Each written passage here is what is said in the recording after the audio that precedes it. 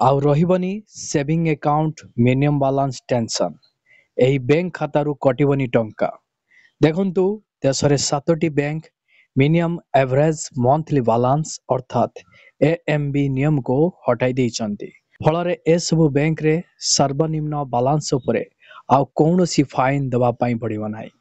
जहार डिटेल्स मु एही वीडियो माध्यम रे मु आपण मानको जणाइबी जे केहू 7टी बैंक रहिछि एमितिका जहाकी आपण मानकर सर्वनिम्न बैलेंस उपरे आउ फाइन लागिबनी कि आपण मानकर अकाउंट रु आउ टंका कटिबनी।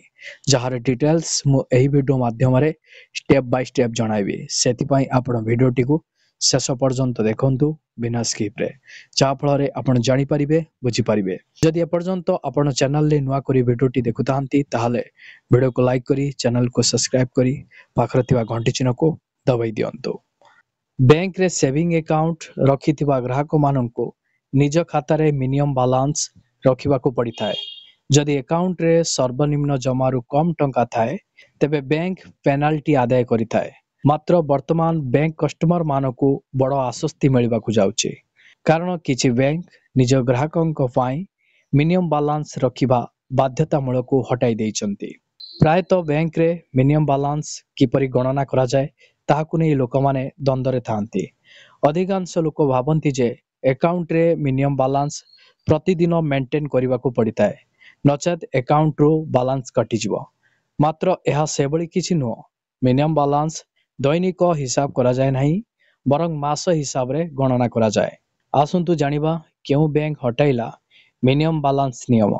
1 रे बैंक ऑफ बड़ौदा, 2 रे इंडियन बैंक, 3 रे कनाडा बैंक, 4 रे पंजाब नेशनल बैंक, 5 रे बैंक ऑफ इंडिया, 6 रे state bank of India minimum balance rule को हटाई देइचंती। एही लिस्ट रे 7 नंबर रे रहिछि यूनियन बैंक ऑफ इंडिया मध्य शामिल होइछे। यूनियन बैंक ऑफ इंडिया एक प्रेस विज्ञप्ति जारी करी एही सूचना देइछि। प्रेस विज्ञप्ति अनुसार सेप्टेम्बर त्रैमासिकरू बैंक रा जनरल सेविंग अकाउंट रे सर्वनिम्न बैलेंस रखिबा अनिवार्यता को उच्छेद करा जाइछि। बैंक ऑफ बड़ौदा पक्षरु घोषणा करा जाइतिला जे 1 जुलाई 2025 रु बैंक रा सबो स्टैंडर्ड सेविंग अकाउंट रे मिनिमम बैलेंस रखिबा उपरे कौनसी चार्ज निया जिवो नाही। सेहीपरि इंडियन बैंक मध्य एहार सेविंग अकाउंट पाई मिनिमम बैलेंस चार्ज को संपूर्ण भावरे हटाई देइछि। कनाडा बैंक में 2025 रे घोषणा करितला जे बैंक रो सबु सेविंग अकाउंट नियम रु मुक्त हेबो। सेहीपरि पंजाब नेशनल बैंक मध्य सबु सेविंग अकाउंट रे मिनिमम बैलेंस न रखिले कौनसी पेनाल्टी लागिबो नाही बोली घोषणा करितला। देशर सर्वबृहत बैंक एसबीआई 2020 रु समस्त सेविंग अकाउंट पाई मिनिमम बैलेंस नियम को हटाई देइछि।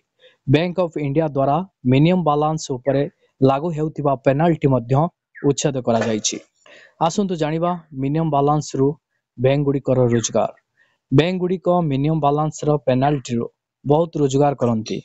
2024 रे प्रकाशित एक रिपोर्ट रे कुहा जाइतिला जे 2023-24 आर्थिक वर्ष रे 11टी सरकारी बैंक मिनिमम बैलेंस रो पेनाल्टी रु 2331 कोटी टंका रोजगार करथिले। 2021-24 मध्य रे एही बैंक गुडिक मिनिमम बैलेंस पेनाल्टी रु मोट 5614 कोटी टंका रोजगार करथिले।